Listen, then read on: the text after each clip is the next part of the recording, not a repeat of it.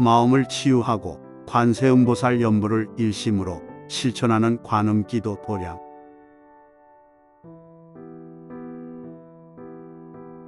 빛나는 수행의 길, 밝은 지혜로 참된 나를 찾는 광명사.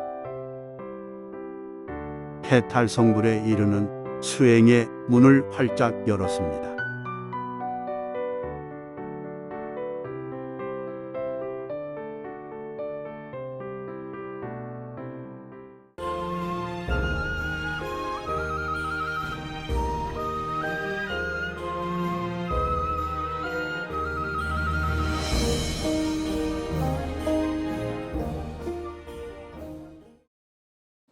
요즘은 그 신도님들 가운데 법화경 공부가 너무 재밌다고 하시는 분들이 꽤 많아요. 그래서 법화경이 좀 보인다는 걸 보여. 그러니까 이제 법화경을 이해하니까 법화경이 너무 재밌다는 거예요. 그리고 진짜 불교가 대단하다는 것을 느낀다는 것입니다. 그래서 정말 좋은 현상인 것 같아요. 네, 이제 그동안에 이제 법화경에 대한 해석이 많이 있었고요. 또 지금도 이제 많은 분들이 법화경 강의를 하고 있지만은 사실은 관점이 조금씩 다 다르죠. 예. 그리고 어쨌든 여러분들은 제대로 잘 배우고 계시는 거예요. 예. 자, 오늘 제 12품입니다. 제바달다 품인데요. 근데 이 품에 대한 그 해석을 보면은 많은 사람들이 그 악인 성불 뭐 이런 내용을 해요. 또 이제 여인 성불, 악인 성불 그런데 특히 이제 악인 성불이라고 이렇게 표현을 하는데 사실은 그거 정확한 표현이 아니에요. 악인은 악업을 저지르는 자가 악인이에요. 악인은 고통을 받아요. 악업을 받아서. 그러니까 악업을 지어서 업이 있기 때문에 고통을 받는 것이지 악인하고 성불은 깊은 관련이 없어요. 물론 악인이 불성은 있죠. 불성은 있지만은 그 악업이라는 게 불성을 틔우는 일은 아니에요. 성불한다는 것은 불성을 틔워서 열매를 맺는 게 성불인데 엄밀하게 말하면 악인은 성불 안 하는 거예요. 그냥 악인은 고통을 받을 뿐이야. 다만 그 악인이 나중에 이제 참회를 하고 업을 소멸을 시키고 일승인행을 닦으면은 일승과덕을 성취할 수는 있어요. 불성이 있기 때문에. 그거는 말할 수 있지만은 악인이 그냥 성불한다. 이거는 말이 안 되는 거예요. 악인이 성불하는 게 아니고 일승인행, 일승의 보살도를 닦은 분이 성불하는 거예요. 그런데 여기서 이제 제바달다가 악인인데도 부처님으로부터 수기를 받죠. 수기를. 그거는 왜 이제 그런 수기를 받느냐. 우리가 이제 그런 걸 공부하는데 제바달다가 예전에는 법사였다는 거예요. 법사. 법사는 어떤 존재가 법사였느냐 하면은 묘법을 지니고 알리는 사람이 법사예요. 듣고 계시죠? 근데 깨달은 법사가 있고 깨닫지 않은 법사가 있는 거예요. 그런데 이제 제바달다는 아직 깨닫지 않은 법사야. 범부로 있으면서 묘법을 지니고 알리는 행을 했어요. 그런데 이 법사품에서 앞에 그 제10 법사품에서 묘법을 지니고 알리는 법사는 반드시 성불한다고 하셨거든요. 부처님께서. 모든 이제 그러한 법사는 반드시 성불한다고 했기 때문에 제바달다가 묘법을 지니고 알린 그 인연이 있기 때문에 그 인연에 의해서 나중에는 언젠가는 성불한다는 수기를 주는 거예요. 그 법사행에 의해서 성불한다는 수기를 주는 것이지 이 제바달다가 악행을 했기 때문에 악행을 해도 성불한다 이런 의미는 아니다는 거예요. 우리가 이거 잘 이해를 해야 돼요. 그러니까 악인성불 그렇게 말을 하는데, 그래서 이제 법화경은 뭐 이제 불성에 관한 경전이다 이렇게 말을 하는데요. 엄밀하게는 그 말이 맞는 것은 아니에요. 불성을 물론 말하고 있죠. 불성을 말하는 경전은 열반경에서 불성을 사실은 말하고 있는 것이고, 누구나 다 부처될 종자가 있다는 것은 그건 열반경에서 밝히고 있는 것이고, 법화경에서는 일승인행을 닦아서 일승 과덕을 성취하는 일불승에 대한 말씀이 주된 말씀이에요. 우리가 이거 꼭 구분을 해야 됩니다. 이런 법화경에 대한 명확한 이해를 해야 돼요. 원인이 있으면 결과가 있습니다. 그 원인과 결과는 밀접한 관련이 있는 것이에요. 우리가 그런 기본적인 틀을 꼭 가지고 경전을 이해를 해야 됩니다. 그래서 법사행이 먼 인연이고, 그 법사행을 했지만은 중간에 악업을 저지르면은, 그러면 악업에 따른 고통을 꼭 받게 돼 있어요. 그리고 그런 고통이 이제 끝나면 악업이 이제 없어지니까 그 다음에 이제 보살도를 닦아서 성불할 수 있는 거예요. 부처가 된다는 것은 모든 악업에서 벗어나야 돼요. 그래야지 이제 무해해탈, 그 악업이 이제 없어지고 죄업이 없어져서 무해해탈을 하는 거예요. 죄업이 남아있으면 무해해탈이 안 돼요. 부처님이 될 수가 없어요. 그건 너무 당연한 거잖아요. 그런데 그냥 제바달다에게 숙이 주는 그 모습만을 가지고 악인이 성불한다 이렇게 생각해서는 안 됩니다. 악인은 고통을 받는다. 일승인행, 일승의 보살도를 닦으면 성불한다. 다만 법사행을 하게 되면은 반드시 부처님께서 성불한다는 말씀을 하셨으니까 우리가 법사행을 하면 언젠가는 성불한다는 것은 또 맞는 이야기잖아요. 지금 구분해서 이해하고 계시나요? 네. 자, 제바달다품, 대바닷다 이렇게 말을 하죠. 제바달다는 부처님의, 서가모니 부처님의 사촌 동생입니다. 자, 제가 제바달다품의 첫머리에 뭐라고 해놨느냐 하면은 법사행을 하면 반드시 성불한다. 이거는 법사품에 나와요. 그러니까 여러분들도 꼭 법사가 되셔야 돼요. 법사가 되어 성불해요. 꼭 법사가 되셔야 됩니다. 법사가 되려면 묘법을 지니고 알려야 돼요.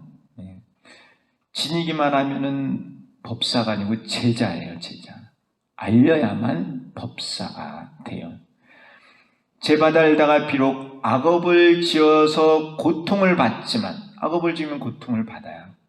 그렇지만은 법사행을 했기 때문에 구경에는 성불한다는 거예요. 이거를 꼭 기억을 하시라는 거예요. 제바달다가 성불하는 것은 법사행을 했기 때문에 성불하는 것이지 악행과 관련이 있는 것은 아니다 하는 거예요.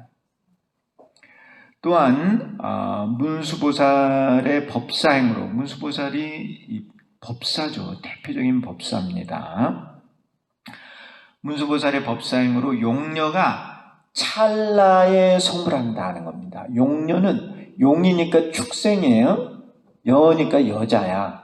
그래서 이거를 보고 이제 여인 성불이라고도 이렇게 이제 표현을 하죠. 용녀가 찰나에 성불한다는 겁니다. 자, 질문을 던지겠습니다. 여자는 성불할 수 있나요? 없나요?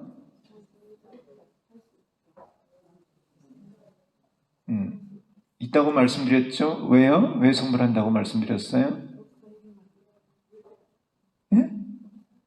여자는 왜 성불을 할 수 있어요?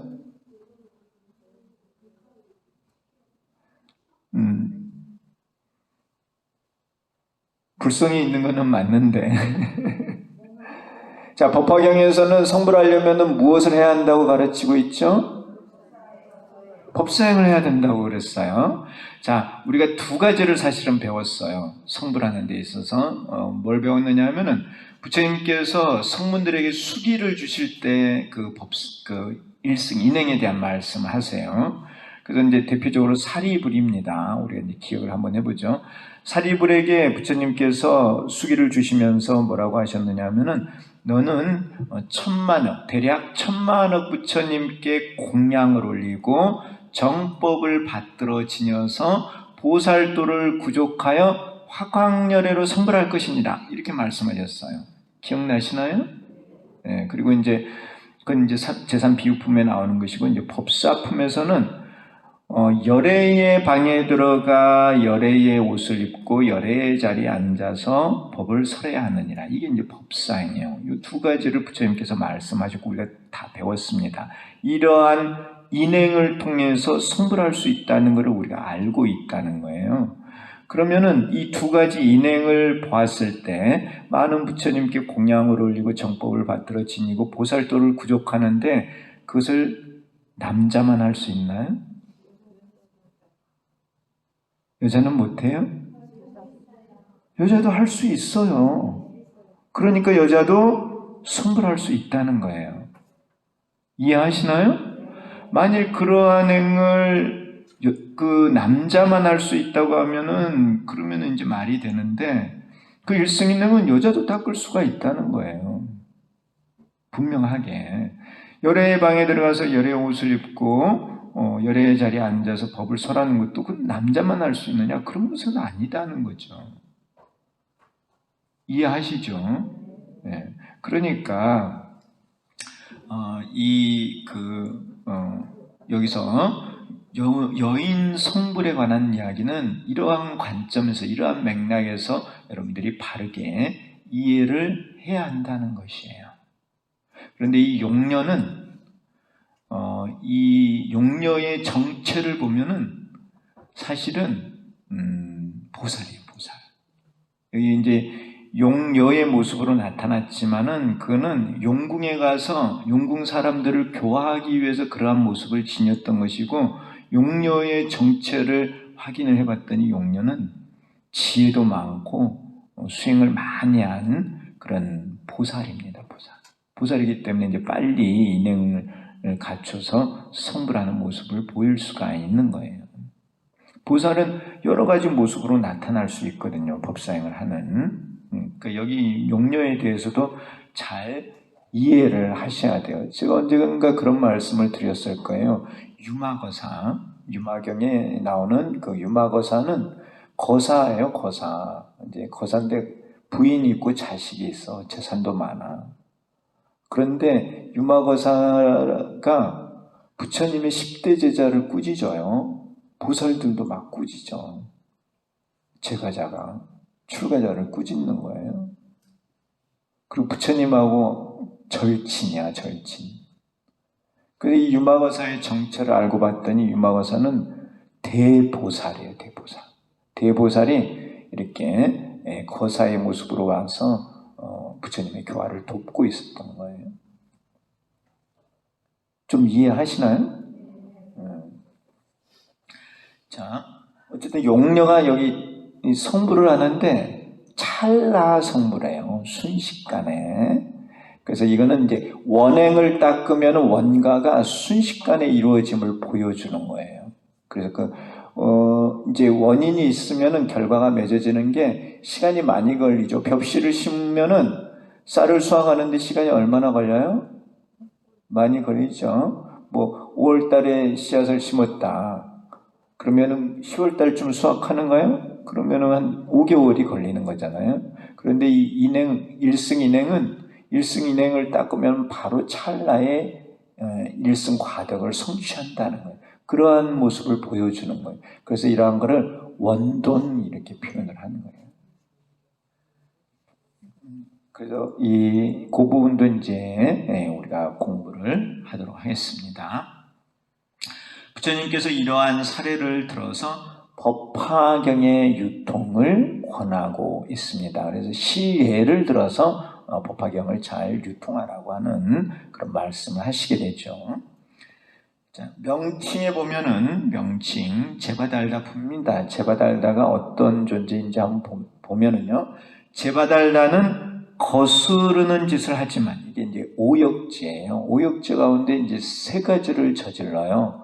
그리고 사실은 이제 아버지를 죽이고 어머니를 죽이고 이런 부분에 있어서 교사가 있어요. 어쨌든 거스르는 짓을 하지만 진리에 따른다 이렇게 이제 써놨는데요. 그 거스르는 짓이 오역죄가 뭐냐면은 살모, 살구, 살아란, 출불, 신혈, 파화합승 이 5가지가 죄 중에서도 가장 무서운 죄라는 거예요. 이거를 오역죄라고 하는 거예요. 이 가운데 이제 3가지를 저질렀다 해서 제가 이제 설명을 좀 해놨는데요.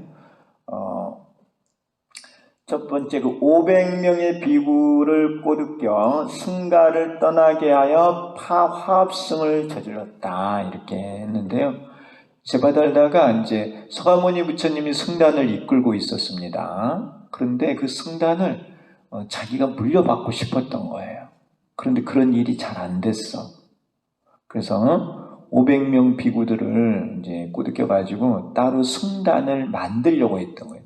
부처님의 승단이 있는데 그 승단을 쪼개서 따로 승단을 만들려고 했던 거예요. 그 승단을 깨트린 거죠. 그 엄청나게 무서운 죄다는 거예요. 그게 화합승이에요. 화합승을 깨트린 거예요. 화합을 깨트린 거지. 그리고 2번째는 이제 부처님을 살해해서 자기가 승단의 우두머리가 되고 싶었던 거예요. 그래서 큰 바위돌을 들어서 부처님을 향해 던진 거야. 큰 바위돌을. 그런데 이제 부처님 주변에는 항상 신장님들이 지키고 있어요. 신장님들이. 그 바위돌이 날아오니까 그 신장님이 금강저를 꺼내가지고 금강저를 가지고 바위돌을 깨버린 거예요. 그래서 이 바위돌을 팍 하고 깼는데 바위돌이 파편이 날아간 거예요. 파편이 날아가서 부처님 몸에 이렇게 부딪혀가지고 부처님 몸에서 피가 난 거예요. 출불신혈, 부처님 몸에서 피를 내게 한 거예요. 참 무서운 사람이죠. 그러니까 그 부처님 곁에서 그 광경을 지켜보던 이 화색 비구니가 있어요. 여기 화색 비구니죠. 이 화색 비구니가 제바달다를 아주 뭐라고 한 거예요. 네가 감히 어떻게 부처님을 해치려고 하느냐 이렇게 욕을 하니까 제바달다가 이제 화가 나가지고 그 자리에서 이제 이 비구니를 때려서 죽인 거야. 그래서 이 비구니가 아라한이었어요. 아라한.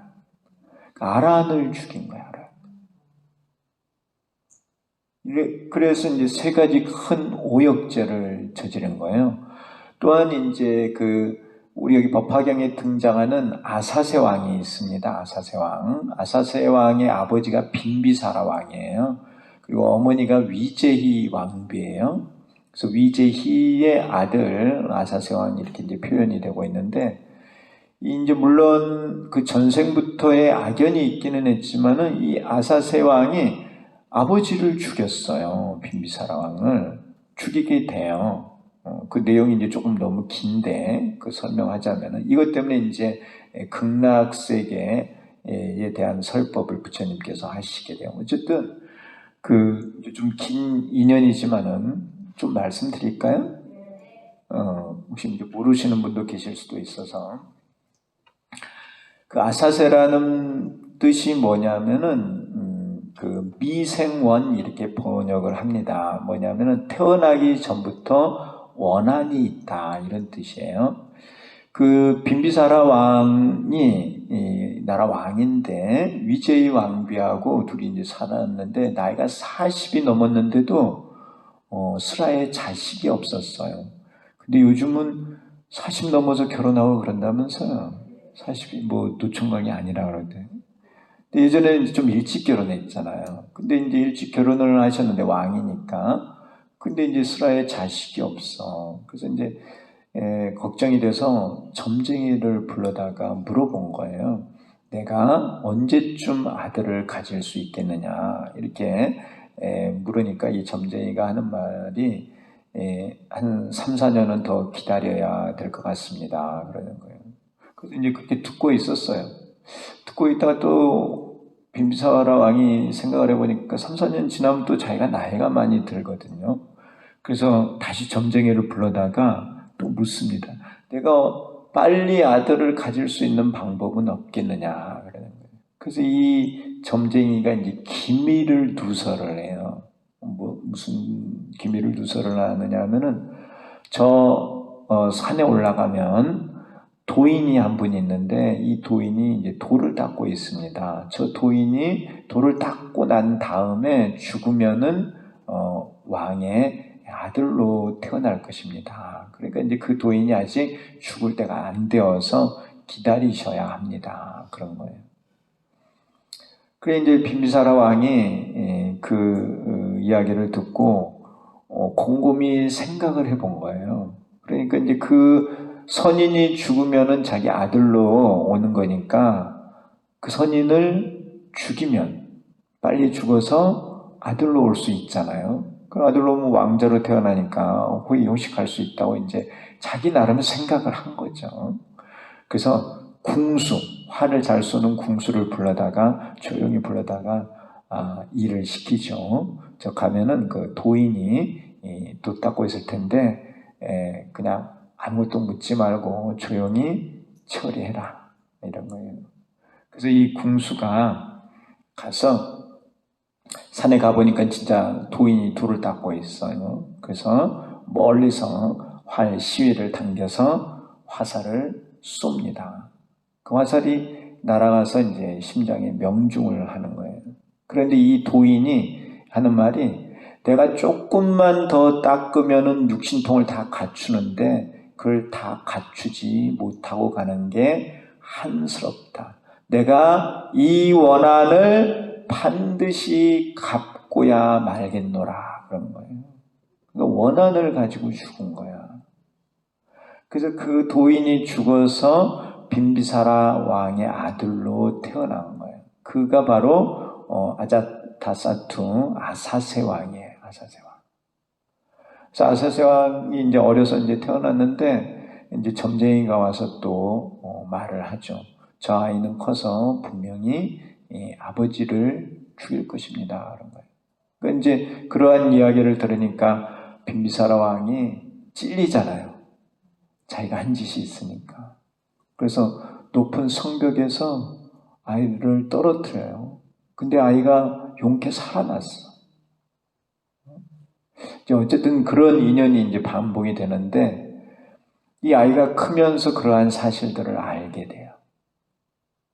그리고 그러한 이제 그 아사세 왕과 친구가 되는 게 아사세 왕의 스승이 되는 게 누구냐면 제바달다예요.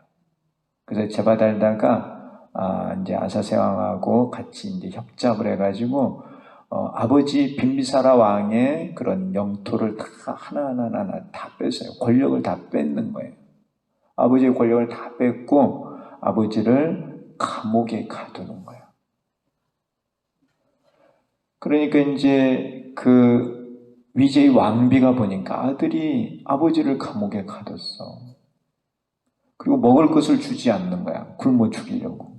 그래서 이 위제의 왕비가 이제 몸에 먹을 것을 밀가루 같은 거를 발라가지고 또 그 염주에는 포도주를 담아가지고 이제 남편한테 갖다 주는 거예요.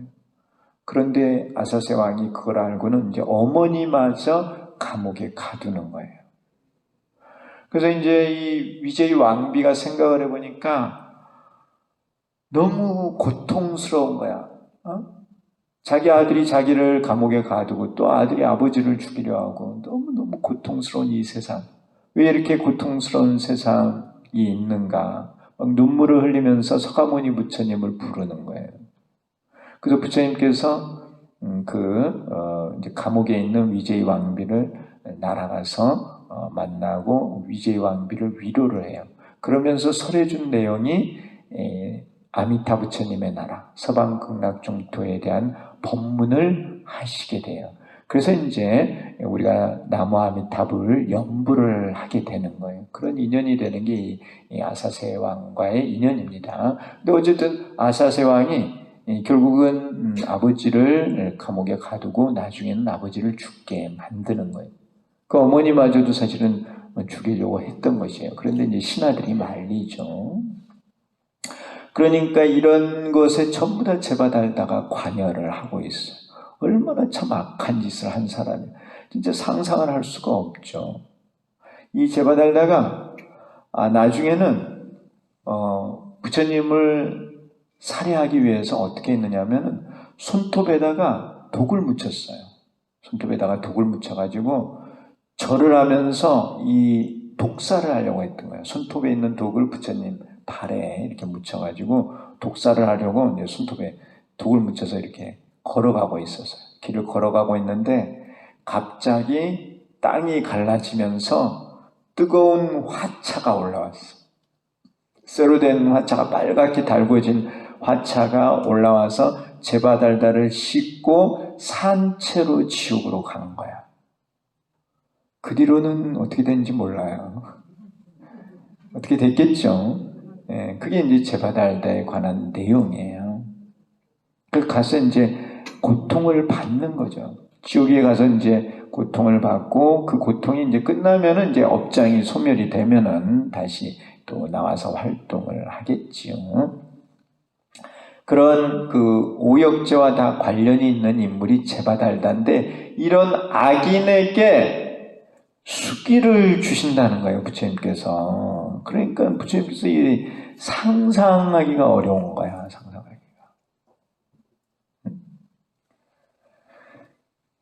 이제 이 부분에 대해서 사람들이 악인 성불이라고 말을 하는데 부처님께서 수기를 주시는 것은 불성 때문에 수기를 주시는 게 아니고요. 이 제바달다가 과거에 법사행을 한 적이 있는 거야. 그 법사행을 했기 때문에 그것 때문에 수기를 주는 거예요.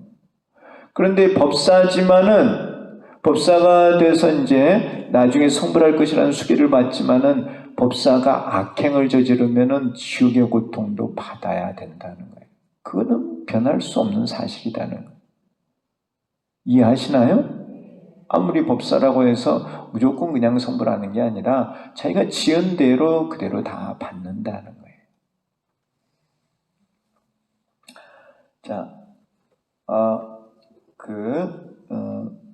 바위돌을 부처님께 던졌으며 산신이 손으로 막았으나 파편이 튀어서 부처님의 다리에서 피가 나게 하여 출불신여를 저질렀다. 화색 비구니를 주먹으로 쳐서 죽게 하여 아라한을 저질렀다. 이와 같이 거스르는 짓을 하였다. 그러나 과거에 법화경을 지니고 알렸으므로 무량겁이 지난 후에 성불하게 된다는 거예요.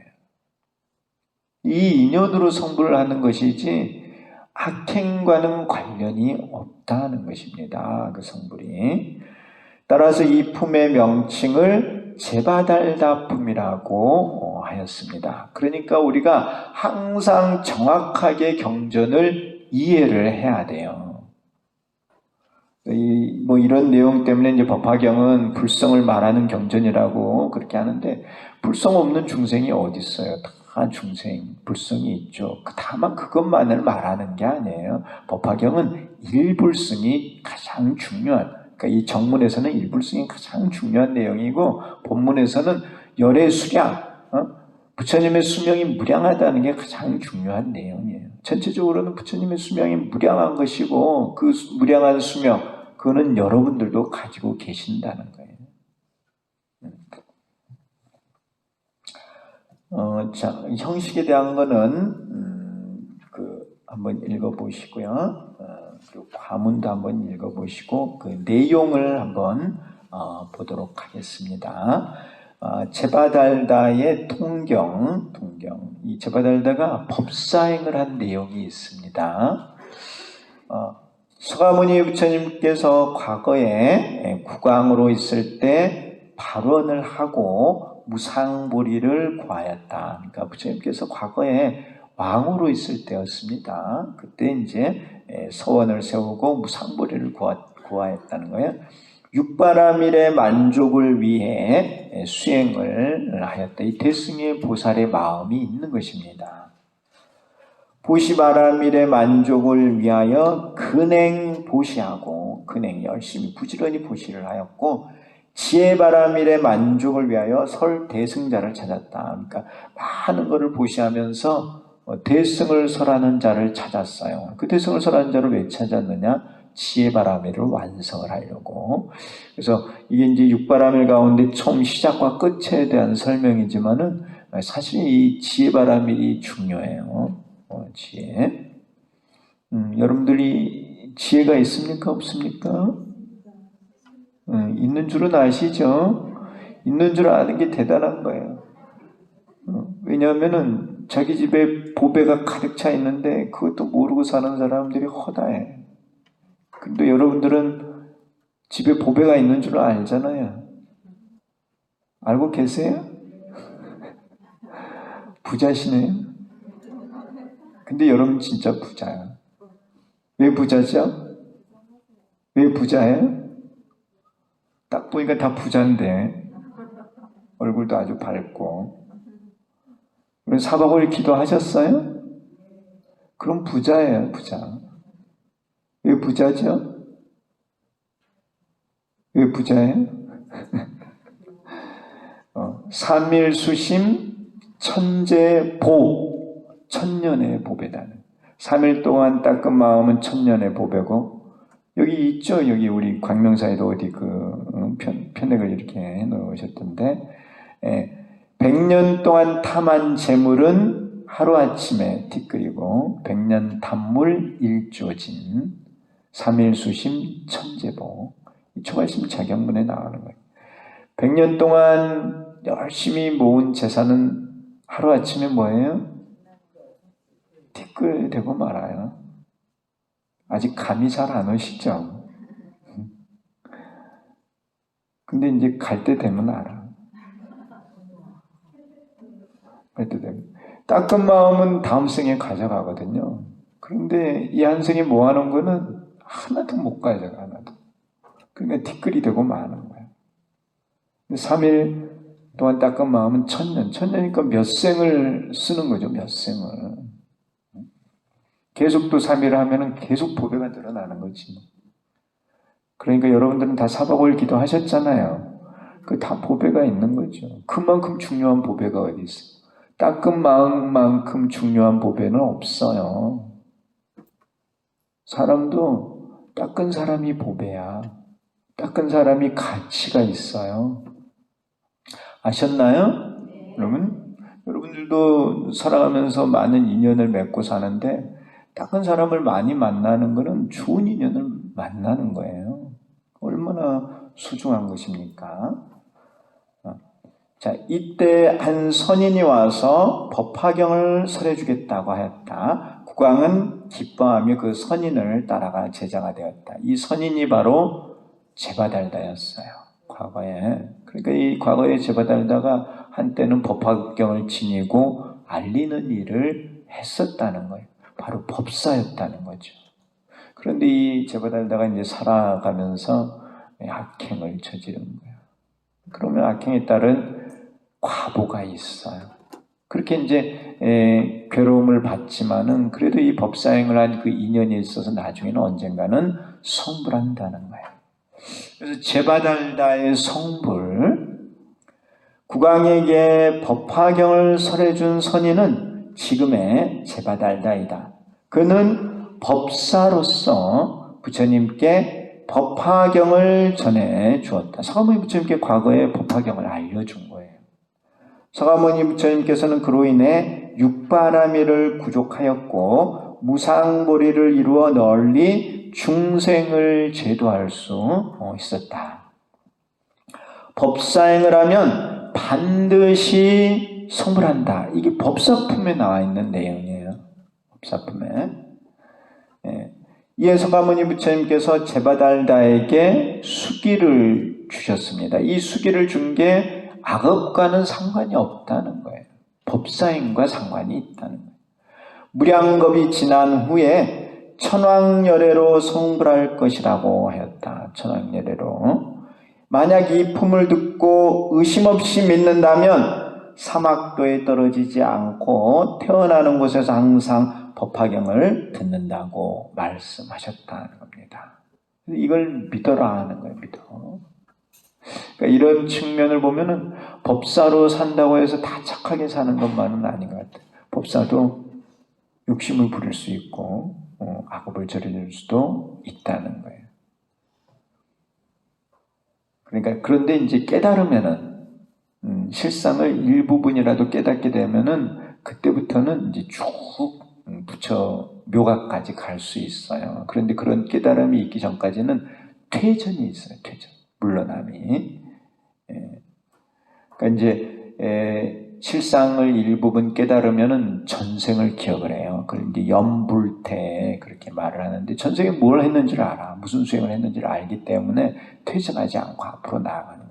그런데 이제 그런 실상을 깨닫지 못하고 죽고 태어나잖아요. 그럼 전생에 뭘 했는지를 몰라. 그러니까 이제 퇴전의 가능성이 있는 거예요. 그러니까 빨리 수행을 해서 지혜를 개발해서 깨달아야 돼. 깨달아. 그래서 이 지혜를 개발하는 일만큼 중요한 일이 없어요. 지식이 아니고 지혜를 개발하는 일이에요. 지혜, 파냐바라밀. 그래서 부처님께서 파냐바라밀을 그렇게 강조하시는 거예요. 우리가 법회 때마다 뭘 읽어요? 파냐심경. 우리 불자들은 이러한 거를 명확히 알아야 돼요. 명확히. 자, 그 다음 이제 문수보살의 통경. 문수보살이 법화경을 유통을 합니다. 용궁에 가서 가르쳐요. 그 가르침을 받은 분 중에 한 분이 용녀예요. 용녀.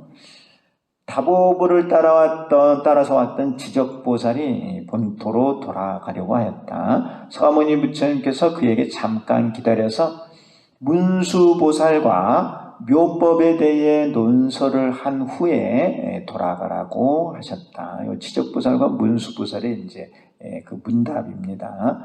이때 문수보살이 사갈라 용궁에서 돌아와 자리에 앉았다. 용궁은 있습니다. 용궁이 있어요? 네. 용궁을 안 믿으려고 그러시는 것 같은데 용궁이 있고, 용은 있어요? 없어요? 당연히 있죠. 이거 법화경의 내용이에요. 용도 있고 용궁도 있습니다. 지적보살이 문수보살에게 용궁에 가서 얼마나 많은 중생을 교화하였는지 물었다. 문수보살은 그 숫자가 무량하여 헤아릴 수 없다고 대답하였다. 이에 지적보살이 문수보살에게 일승법을 열어서 널리 중생을 제도하여 보리를 빨리 이루게 하였다고 개송으로 찬탄을 하였습니다. 자, 이제 용녀 작불이에요. 용녀가 성불하는 모습입니다. 문수보살은 바닷속에서 항상 법화경을 설했다고 말했다. 이에 지적보살이 이 경을 수행하여 빨리 성불한 자가 있는지 물었다. 이 지적보살의 물음을 잘 보세요. 이 경은 무슨 경이요? 법화경이요. 법화경을 수행해서 빨리 성불한 자가 있는지 물은 거예요.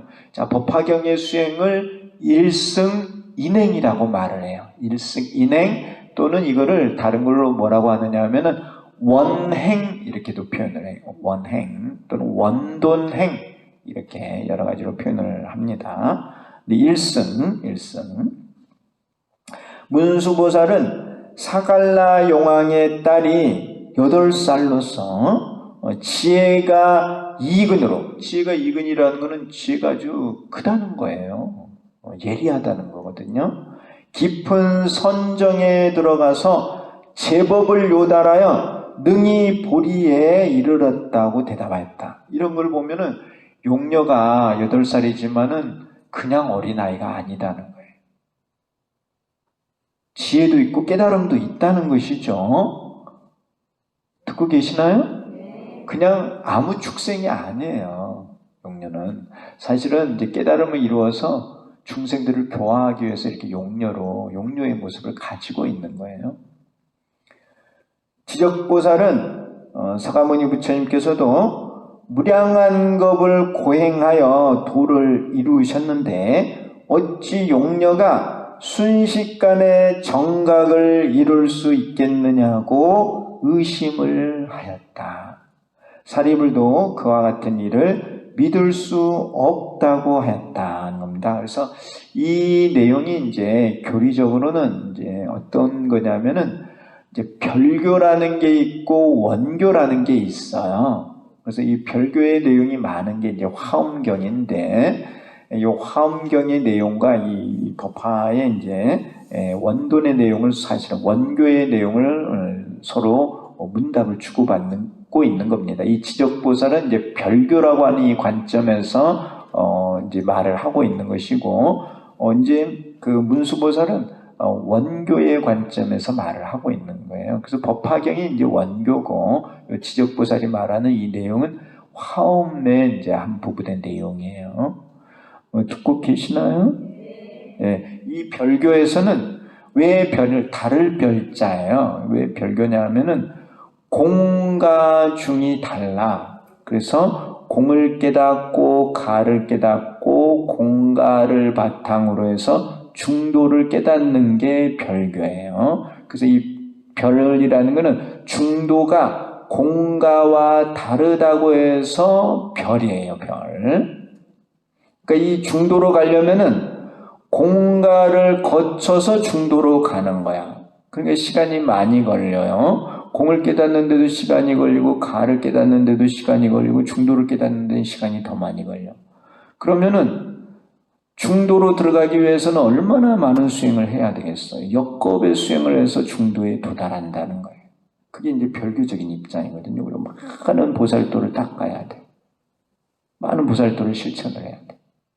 그런데 이제 원교는 어떤 게 원교냐 하면은 공이 공가 중이야. 가가 공가 중이야. 중이 공가 중이야. 우리 일념의 생각이 다 공가 중이야. 이 세상에 공가 중 아님이 없어. 그럼 공을 딱 깨닫고 보니까 그 안에 공가 중도가 있는 거야. 중도가. 한순간에 다 깨달을 수 있다는 거야. 공가 중. 그런 가르침이 원교, 그게 바로 법화의 가르침이에요. 차원이 다르지. 근데 이런 것은 근기가 낮으면 이해하기가 어려워. 우리도 이제 분별심을 가지고 있기 때문에 하나하나 닦아서 이렇게 올라간다고 생각하는데 원본의 관점에서는 안 그렇다는 거예요. 티끌 안에도 모든 게 다 들어가 있어. 우리 한순간의 마음에도 이 우주가 다 들어가 있다는 거예요. 조금 이해가 어렵죠? 그런데 그게 진짜 모습이라는 거예요. 그게 진짜 진리라는 거예요. 근데 지적보살이 이제 대보살이지만은 그러한 걸 이해를 못하고 있는 거예요. 그런데 이런 원돈의 입장에서는 순간에 다 깨달을 수가 있는 거예요. 순간에 공가중을 깨닫는 거야. 한순간에. 근데 별교에서는 공을 깨닫고 또 서원을 세워서 육바람일의 실천을 통해서 가를 깨닫고 그 다음 이제 공가를 바탕으로 중도를 깨닫고 이렇게 되니까 중도를 깨닫는데 시간이 많이 걸려요. 그러니까 이 문수보살이 이 용녀가 이제 빨리 깨달았다고 하니까 그거를 지적보살은 믿지 못하겠다는 거예요. 자, 그래서 지적보살이 하는 말이 이제 서가모니 부처님께서도 무량겁을 고행하여 도를 이루셨는데 어찌 용녀가 순식간에 정각을 이룰 수 있겠느냐고 의심을 하였다는 겁니다. 이 의심은 이제 무명에서 나오는 거예요. 잘 모르니까. 사리불도 그와 같은 일을 믿을 수 없다고 하였다. 이에 용녀가 보배 구슬이에요. 구슬이 갖는 의미가 있어요. 구슬은 어떻게 생겼어요? 둥글게 생겼잖아요. 그 둥글다는 게 원을 말해요. 원. 그래서 원융. 이 보주는 원융의 진리를 말해요. 원융의 진리 하니까 생각나는 게 있어요? 삼재원융이야. 삼재원융이 동그랗게 생겼죠. 그걸 이제 원융 진리, 일승 진리 이렇게 말을 하거든요. 괜히 보주를 말하는 게 아니에요. 이게 진짜 비싼 거예요. 삼천대천세계의 가치가 있대요. 가치를 매길 수 없는 거예요. 이거를 꺼내서 부처님께 올렸어요. 근데 이런 걸 아무나 가질 수 있을까요? 그 용녀는 보통 인물이 아니야. 그래서 이걸 부처님께 올렸어요. 부처님께서 곧 그것을 받으셨다. 이 모양을 한번 잘 생각을 해보세요. 어린 용녀가 구슬을 들어서 부처님께 이렇게 공손하게 올렸어요. 이게 무엇을 뜻하느냐는 거예요. 그래서 이 용녀가 가지고 있는 게 이게 바로 일승인행이에요. 일승인행. 그리고 부처님께서 그걸 받으시는 게 일승과덕이에요. 과덕. 그리고 인행과 과덕이 인과의 관계죠. 원인이 있으면 결과가 있죠. 이 원인이 있으면 결과가 있는데 이게 순식간에 구슬을 주고받는 것처럼 순식간에 이루어진다는 거예요. 어떤 원인이 있으면 그 결과의 발생이 한참 있어서 결과가 생겨나는 게 아니고 인행이 있으면 바로 그 결과가 생겨난다는 거예요. 순식간에 결과가 발생한다는 거예요. 그게 바로 이제 원본의 가르침이죠. 그래서 이걸 원인, 원과 또는 원행, 원행의 과덕 또는 일승인행, 일승과덕 이렇게 표현을 하는 거예요.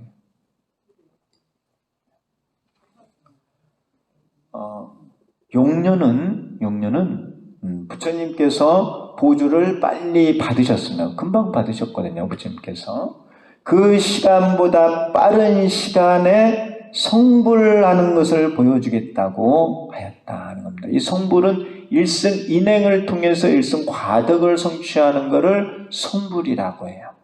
그런데 이 성불의 시간이 짧은 시간에 이루어진다는 거예요. 짧은 시간에. 그것을 실제로 이 용녀가 보여주는 거예요. 그러니까 이 용녀는 얼마나 대단한 분이에요. 그래서 이 용녀의 정체를 알고 봤더니 보살이야, 보살. 대보살이다는 거예요. 일승진리를 깨달은 대보살이기 때문에 이런 게 가능하다는 거예요.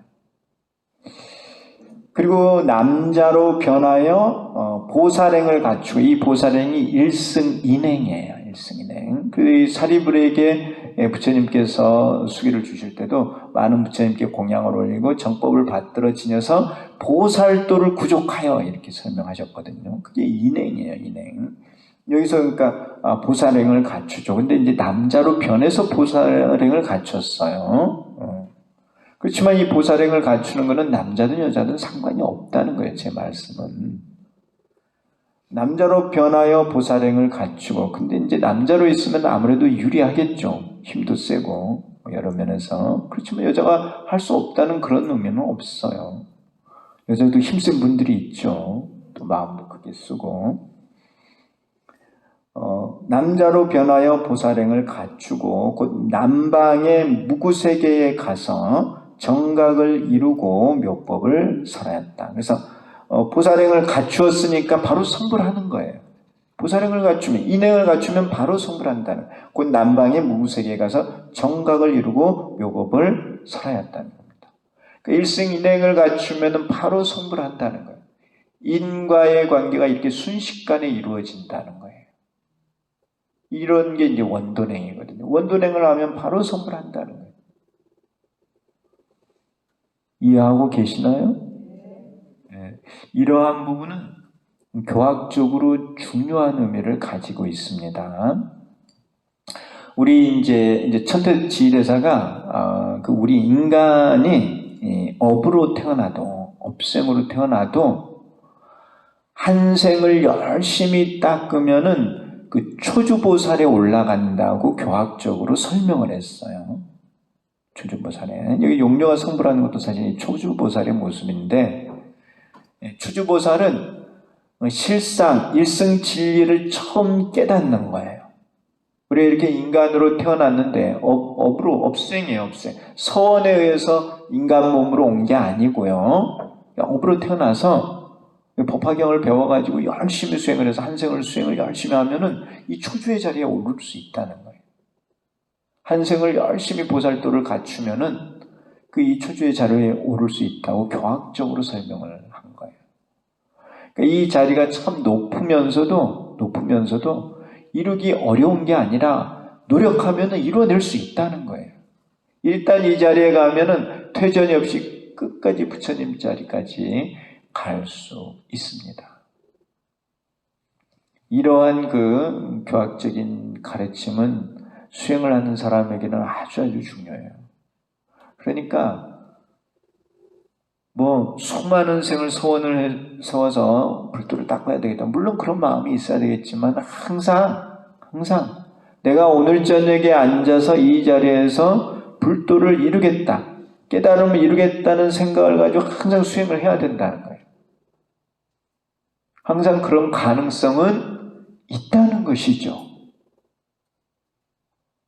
그래서 이제 대우사님 말씀에도, 사원각 대우사님 말씀에도 오늘 저녁 마음자리 완전자리 이르겠다고 하는 그런 결심을 가지고 수행을 해야 한다는 거예요. 잘 듣고 계세요? 이러한 이제 대주사님의 말씀이 이런 원돈에 대한 말씀이에요.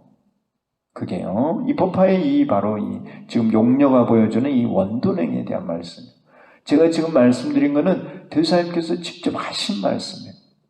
오늘 저녁, 이제 그때는 안거 때였어요. 안거 때 이제 이 법문을 하셨는데, 오늘 저녁 내 마음자리가 완전자리에 이르겠다. 그러한 결심을 가지고 앉아서 수행을 해야 된다는 거예요. 그렇게 노력했을 때 완전자리를 딱 가게 된다는 거예요. 그냥 이 중생의 무명이 두텁고 그래서 그걸 닦아내기 어렵다 이렇게만 생각을 해가지고는 닦는데 한참 세월 걸려요. 그런데 우리가 마음을 가질 때 마음가짐이 중요하잖아요. 마음 먹은 대로 사실은 이루어지는 게 이 불법이거든요. 그러니까 앉아서 이렇게 수행을 할 때 우리가 나는 아직 한참 멀었어. 이거는 하나의 의심이야, 의심. 그러한 마음을 내려놓고 내가 오늘 저녁에도 열심히 수행을 하면은 내가 이 마음자리를 다 갖출 수 있다. 지혜를 개발해낼 수 있다. 이런 믿음을 가지고 앉아서 신명나게 관세음보살을 부르면서 수행을 해야 된다는 거예요. 그렇게 했을 때 뭔가 이루어지는 게 있다는 거예요. 대우사님 말씀은. 아셨나요? 근데 이제 실천이 어렵지. 근데 항상 그런 마음을 가지고 열심히 실천 노력을 해야 한다는 것입니다. 여러분들 대수사님께서 이런 법화의 이런 말씀을 진짜 많이 하셨어요. 그런데 이제 그걸 알아듣는 제자들도 있었지만 이제 그렇지 않은 분들도 있었던 것이죠. 그래도 어쨌든 말씀을 남겨놓으셨으니까 또 우리가 이렇게 배우고 또 배웠으면 반드시 실천을 해야 돼요. 어쨌든 이와 같이 용녀는 빠르게 성불하는 것을 보여주었습니다. 우리가 인행만 갖추면은 순식간에 성불한다는 거예요. 근데 그 마음자리를 완전하게 갖추려면요, 번뇌를 극복해야 돼요. 번뇌의 마음자리 가지고는 어지러운 생각 가지고는 안 돼요. 안 돼. 그러니까 요즘 이제 그런 말씀을 이제 드리고 있는데, 무슨 말씀이냐면은 제가 언제 한번 그런 말씀 드린 적이 있죠. 여러분들 돌아가시면 염라대왕 앞에 가는데 염라대왕이 제일 좋아하는 게 뭐라고 말씀드렸어요? 말씀 안 드렸어요? 염라대왕이 좋아하는 게 뭐예요? 염라대왕이 이제 영가가 오면 어디로 보낼지 이렇게 심판하잖아요. 그런데 이게 딱 확인을 했더니 뭔가 보여. 그러면은 제일 좋은 곳으로 그냥 빨리 보내줘요. 그게 뭐예요? 응? 염라대왕이 좋아할 게 뭘 것 같아요? 응? 뭘 제일 좋아해요? 누구는 뭐 경전 그렇게 말하던데. 뭘 제일 좋아한다고요? 저번에 말씀드린 것 같은데. 안거 이수증. 안거 이수증 말씀 안 드렸어요? 여기서는 말씀 안 드렸나 보구나. 안거 이수증을 좋아한답니다. 왜 안거 이수증을 좋아할까요? 구인사 안거 이수증, 물론 다 안거 이수증이 다 좋지만은 그래도 구인사 안거이수증을 제일 좋아한답니다. 왜 구인사 안거이수증일까요? 네?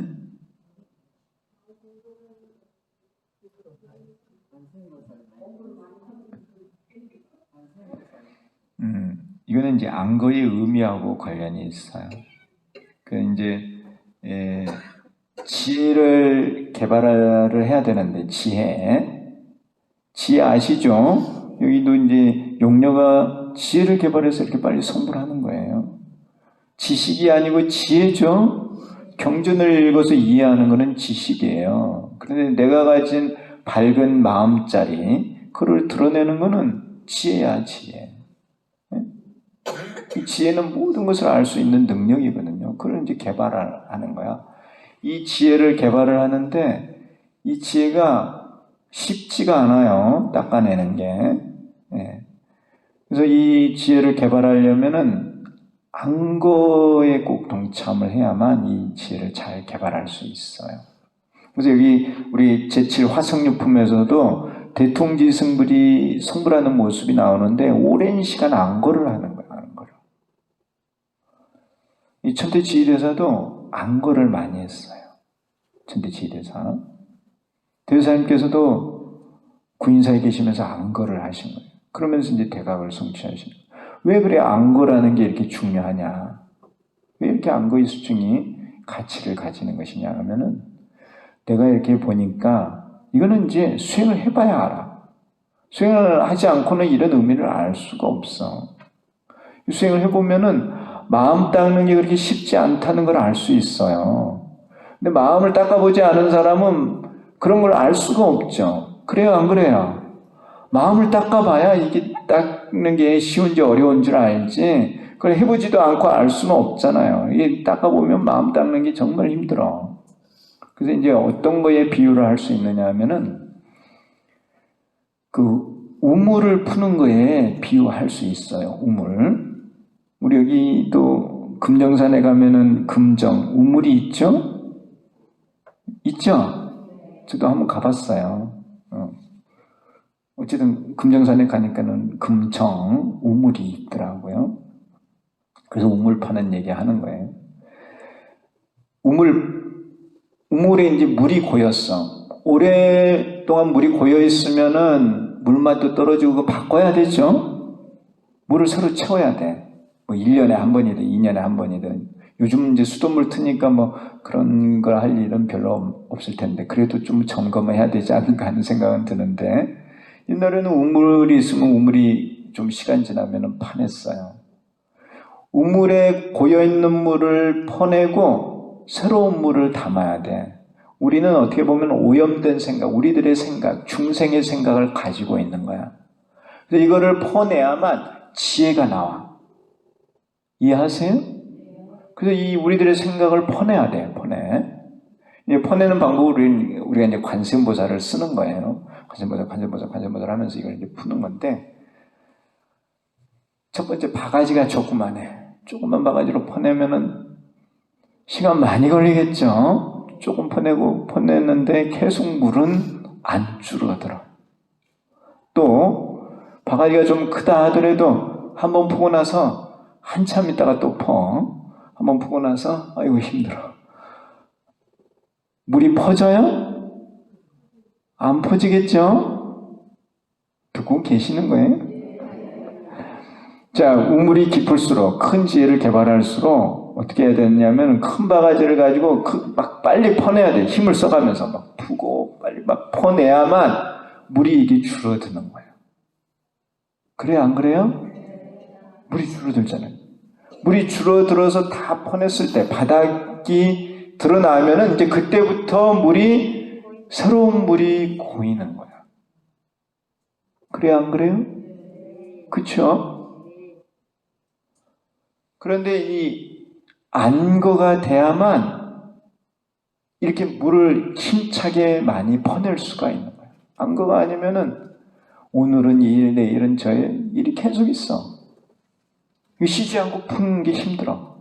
그런데 안거가 되면은 다른 거 신경 안 써도 돼. 계속 푸는 것만 하면 돼. 쉬지 않고.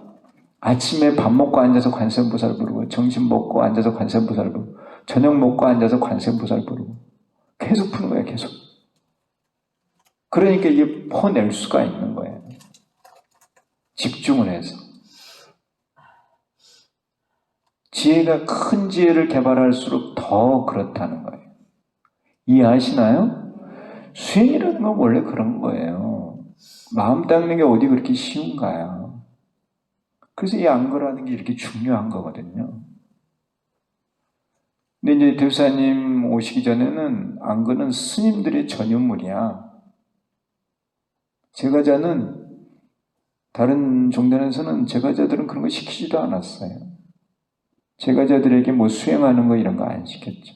근데 대우사님께서는 대중불교, 생활불교, 애국불교 3대 지표를 내세워서 제가자도 이렇게 수행을 해야 된다는 거예요. 대중, 그래서 대중 안거를 만든 거예요. 사부대중이 다 함께 안거를 하는 거. 그래서 비록 우리가 이제 생계 유지를 위해서 생활을 한다 하더라도 안거 기간만큼은 구인사 절에 와서 한 달 동안 열심히 기도를 하라는 거예요. 그 기도하는 동안에 지혜를 개발할 수 있기 때문에 이 안거 제도를 만든 거예요. 여름, 겨울 이렇게요. 얼마나 중요한 거예요. 이해하시나요? 이 안거를 통해서 우리가 지혜를 개발할 수가 있는 거예요. 지혜를 개발하면은 신장을 부릴 수가 있어. 법을 성취해가지고. 지혜를 개발하기 전에 이제 신장의 도움을 받아야 돼. 근데 지혜를 개발하면은 신장님들이 명령을 들어. 이해하시나요? 그런데 내가 이 한 생에 안거를 해가지고 그런 일을 하면은 다음 생에는 또 더 쉽게 그걸 할 수가 있는 거야. 그 다음 생에는 더 빨리. 그러니까 염라대왕이 딱 봤을 때 안거 이수증이 있어. 그럼 이 사람은 앞으로 큰 수행을 해가지고 큰 제목이 될 인물을 벌써 아는 거죠, 알아. 그러니까 빨리 좋은 데로 모시는 거야. 이해하시나요? 안거 이수증이 얼마나 중요합니까? 근데 내가 이렇게 아무리 안거가 중요하고 또 안거 기간에 4박 5일이 중요하고 또 4박 5일 꼭 해야 한다고 말해도 다들 바쁘대. 뭐가 그렇게 바쁜지 몰라. 나중에 가면 다 후회해, 후회. 이러한 일만큼 바쁜 일은 세상에 없더라 하는 거 없어. 또 가장 가치 있는 일이에요.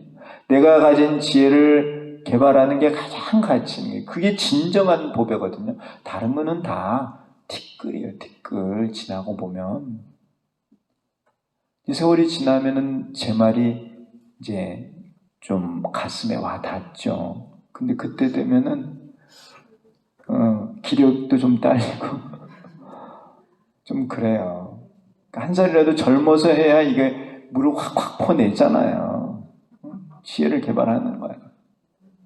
그래서 이 큰 스님께서도 지금 큰 스님께서도 40대에 닦아야 된다는 거예요. 40대. 그 말씀이 정말 맞는 말씀이에요. 나이가 조금씩 들어갈수록 정신 집중하는 게 떨어져요. 근데 내가 그전에도 한번 말씀드렸지만은 집중할수록 깊은 지혜로 가는 거예요. 그 공예선정에서 공을 깨닫고 가해선정에서 가를 깨닫고 가장 깊은 중도의 선정에서 중도를 깨닫거든요. 그렇게 깊이 들어가려면 집중력이 있어야 돼. 힘이 있어야 되는 거예요. 근데 나이가 들면 그 집중하는 힘이 약해진다는. 여기 용녀가 이제 빠르게 성불하는 걸 가지고 이제 말씀을 드렸는데 실제로는 제가 이제 우물을 파고 이렇게 서로 물을 차는 걸로 이렇게 비유는 했지만은 이제 실제로는 푸는 거와 채워지는 게 이제 하나다는 거, 한순간. 그것을 이제 용녀가 보여준 거예요. 네. 이해하시나요? 네. 어쨌든 우리가 우리들의 이 중생의 생각을 비워내고 거기에 부처님의 진리로 가득 채워야 돼요. 그렇게 했을 때 불도를 완성할 수 있는 거예요. 아셨죠?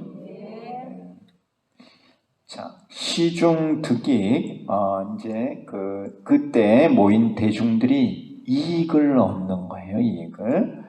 사바세계 대중은 용녀가 성불하고 설법하는 것을 보고 환희하였으며 삼천의 중생은 불태지에 머물고 삼천의 중생은 보리심을 내고 수기를 받았다. 지적보살과 사리불 그리고 모든 대중은 무견히 믿고 받아들였다는 것입니다. 그래서 이제 이 그 사리불이 이제 여러 가지 그 논의를 해요. 그 이제 사리불의 그런 논의는 장교의 입장이었던 것이고 지적보살의 그 논의는 별교의 입장이었던 것입니다.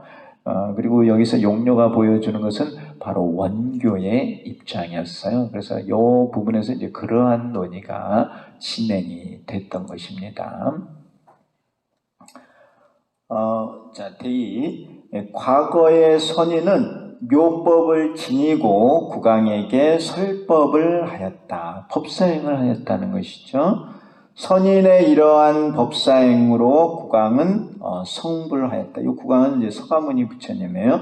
선인은 지금의 제바달다이고 국왕은 지금의 서가모니 부처님이시다. 법사행을 하면 반드시 성불한다. 그래서 여러분들도 법사행을 하셔야 돼요. 법사행을 하려면 제일 먼저 묘법을 받아 지녀야 돼요. 그리고 그거를 남에게 또한 알려야 되는 것입니다. 그런데 문제는 이걸 받아 지니는 게 쉽지가 않아요. 묘법은 무량 광대한 법이라서 마음이 크고 넓어야 돼요. 이해하시나요? 진짜로요? 이에 서가모니 부처님께서 제바달다에게 성불의 수기를 주셨습니다. 근데 뭐든지 소통하지 않고 이루어지는 것은 없어요. 늘 소통을 해야 돼요. 또 소통해야 건강합니다. 통하는 거죠. 통하는 거. 이 서가모니 부처님께서 제바달다에게 성불의 수기를 주셨고 또한 문수보살의 법사행으로 용녀가 찰나의 성불을 하였습니다. 찰나 성불의 모습을 보여준 거죠. 이 찰나 성불을 원돈이라고 이렇게 말을 해요. 한순간에 이제 깨닫는다는 거죠. 이와 같이 법사행을 하면 자기가 성불하며 남도 성불하게 한다는 겁니다. 이러한 법사행을 부처님께서는 가장 좋아하세요. 부처님께서 좋아하시는 것은 법사행을 하는 사람들이에요. 법사들. 그래서 그 법사들을 늘 주변에 이렇게 두고 있죠. 그들을 시켜서 이제 법을 유통을 하는 거예요. 그 법사 중에 대표적인 분이 관세음보살이에요. 물론 여기서 이제 문수보살이 나오긴 했지만은 야광보살, 묘음보살, 문수보살, 보현보살, 관세음보살 다 이들이 법화경을 유통하는 법사들이에요. 그런데 이들 보살들은 법신이에요. 법신.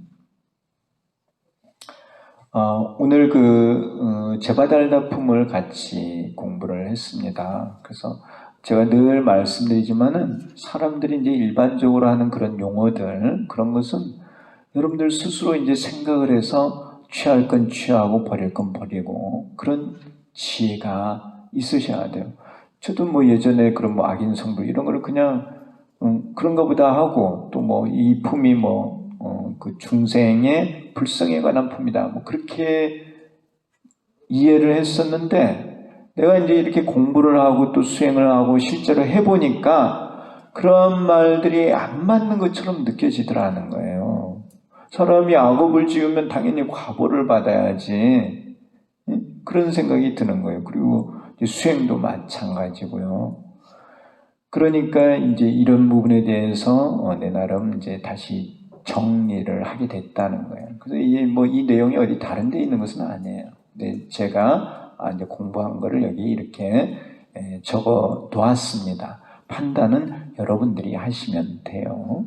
근데 중요한 거는 이제 법사품에서 부처님께서 묘법을 지니고 알리는 법사행을 하면은 반드시 성불한다는 말씀을 하셨기 때문에 우리가 그런 말씀에 따라서 늘 묘법을 지니고 알리는 법사행을 해야 돼요. 그러려면은 마음이 넓어야 돼요.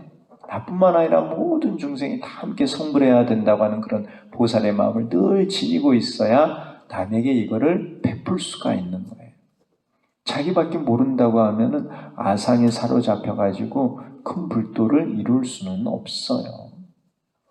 이해하셨죠? 예. 그래서 그런 법사행을 하는 큰 마음을 쓰는 그러한 제자를 부처님께서는 가장 좋아하셨기 때문에 부처님께서는 법공양을 제일 좋아하세요. 법공양을 올리는 것을 가장 좋아하십니다. 오늘은 이제 여기 제바달다품까지 하고 이제 다음에는 이제 관지품하고 그리고 안락행품까지 이렇게 공부를 하도록 하겠습니다. 꽃피는 봄이죠. 여기 왔더니 벚꽃이 펴가지고 너무너무 아름다워요. 활짝 폈어요. 그냥 보기만 해도 막 환희심이 막 일어나요. 그렇죠? 이 좋은 계절엔 뭐예요? 공부해야죠, 공부. 우리 마음의 꽃을 활짝 펴서 열매를 맺어야 됩니다. 늘 건강하시고 다음 시간에 뵙도록 하겠습니다. 감사합니다.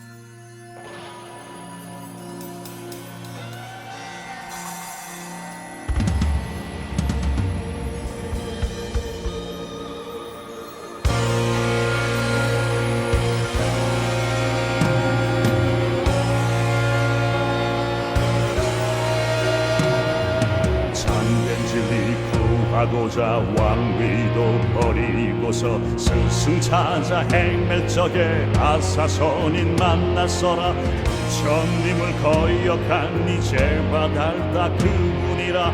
그 가르침 전해받고 석가열에 성불하니 원수가 곧 은인이라. 진리 앞에 하나라네 제바달다 미래세에 전왕열에 성불하니. 미움 버린 마음으로 굳게 믿고 공경하면 기쁨으로 살게 되며 연꽃 속에 태어나리. 미움 버린 마음으로 굳게 믿고 공경하면 기쁨으로 살게 되며 연꽃 속에 태어나리.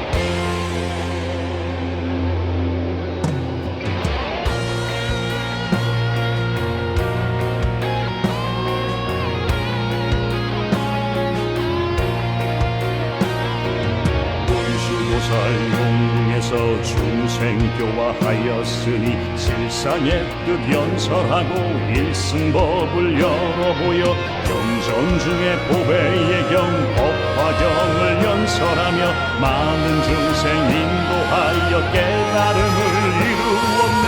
용왕의 어린 딸이 자비한 공덕같어 밭이었고 잘 나가네 정각이로. 왕수도 수기받고 여성도 성불하니 일승묘법 법화경은 세상의 경전이라. 왕수도 수기받고 여성도 성불하니 일승묘법 법화경은 세상의 경전이라. 미움 버린 마음으로 믿고 공경하면 기쁨으로 살게 되며 연꽃 속에 태어나리. 원수도 수리받고 여성도 성불하니 일승묘법 법화경은 세상의 경전이라.